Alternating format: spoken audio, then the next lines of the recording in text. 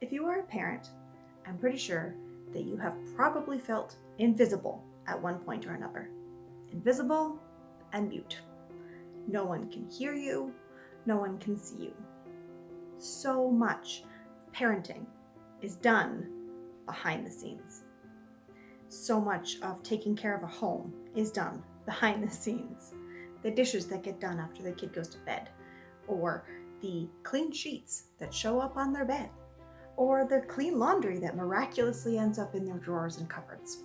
Right now, things like making sure everybody has clean and dry masks to wear. It's the staying up late at night and worrying and praying for them and saving money for their education.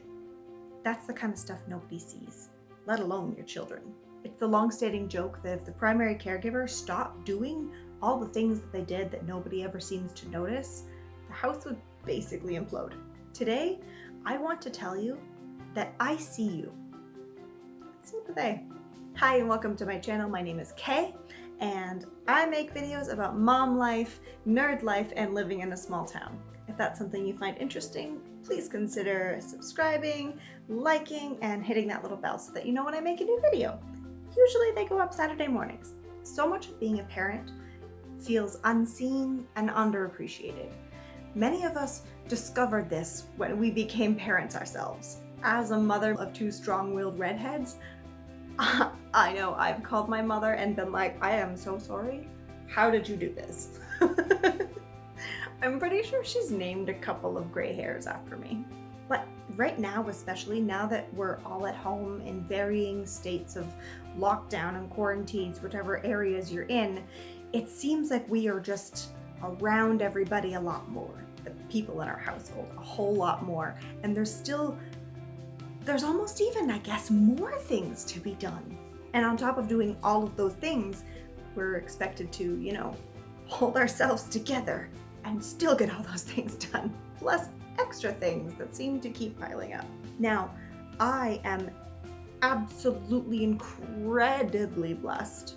I have an amazing husband who does a lot. He works so incredibly hard. He works remotely and he does so much around this house to help me keep it going.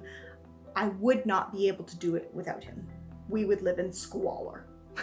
Now, I know I'm incredibly blessed in that aspect, and I am forever grateful to him and telling him all the time.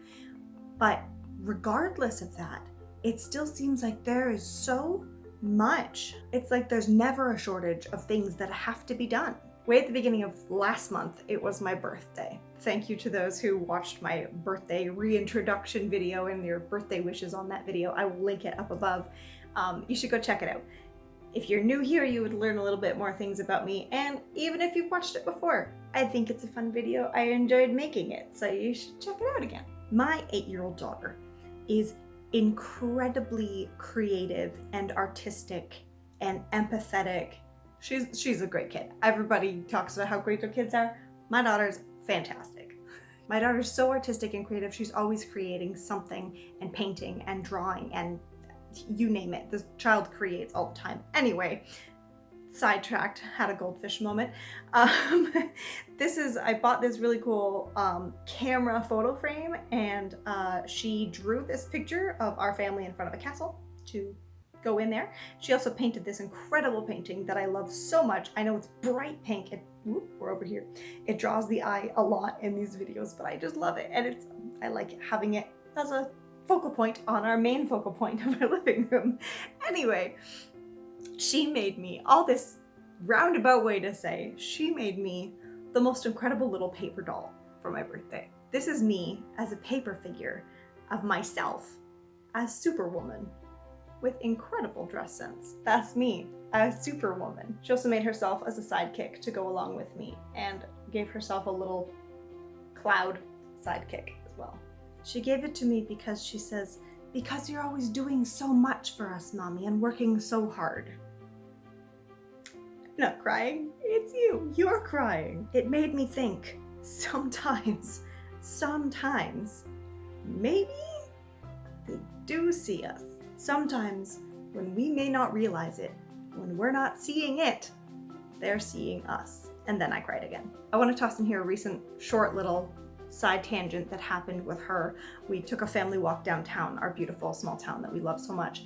And we passed a stranger. We were in a safe distance away from this stranger, but the stranger, this woman, looked very well put together. She looked lovely. And I am an outgoing, friendly person, and I get excited about seeing people right now.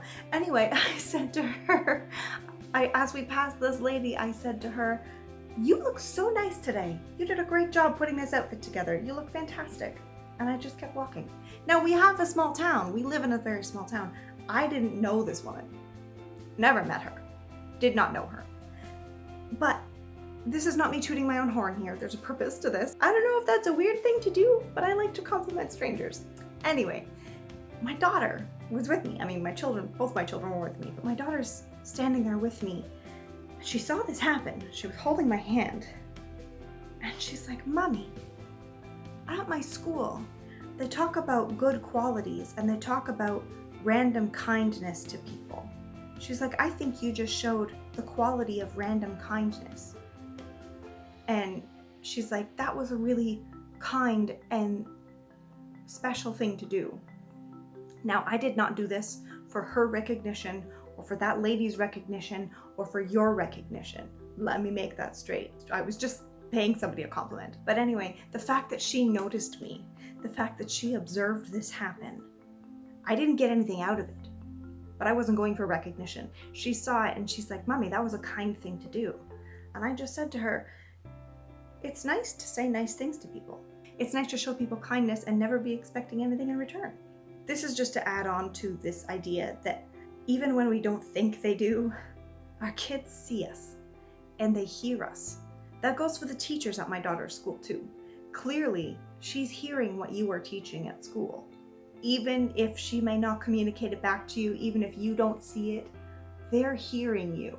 Not just in the 3 hours that you teach at school, as they used to say, but in the quality of character that you're teaching and what they're seeing in you. They're seeing and hearing that as well. Shout out to teachers. Teachers are actual superheroes. So moms, dads, parental figures, everybody doing so much right now. So much and feeling so underappreciated. I want you to know, I see you. I feel you. And so do your kids. So do other people around you, even when you can't see it in yourself. We are leaving bigger impacts on our kids than we may even realize. And that's a good thing. You are doing an excellent job. And it's okay to take a break now and then too. Our kids need to see that. Our kids need to see that it's okay to take a breather and to relax, to pray and meditate and calm. As a matter of fact, it's not just okay, it's recommended. But take that break and then get back up and continue being awesome, because you are being seen, because you are Superwoman, you are superhuman. You just might not see it.